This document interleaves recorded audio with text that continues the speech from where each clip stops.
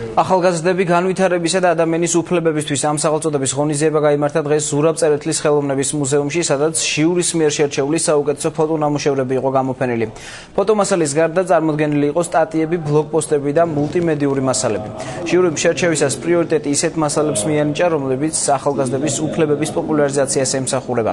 გამარჯვებულები სპეციალური დიპლომებით დაჯილდოვდნენ. კონკურსი გაეროს მოსახლეობის ფონდის მეორე ეროვნული პროგრამისა და გენდერული თანასწორობის ხელშეწყობისთვის გაეროს ერთობლივი პროგრამის ფარგლებში ჩატარდა. ჩვენთვის პატივია, რომ გვაქვს შესაძლებლობა მხარი დაუჭიროთ ამ პროცესს.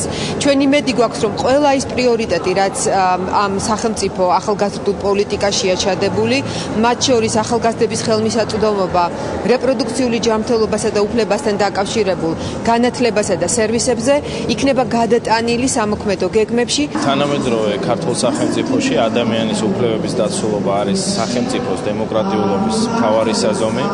ამ კუთხით საქართველოს სპორტისა და ახალგაზრდობის საქმეთა სამინისტრო მუშაობს აქტიურად.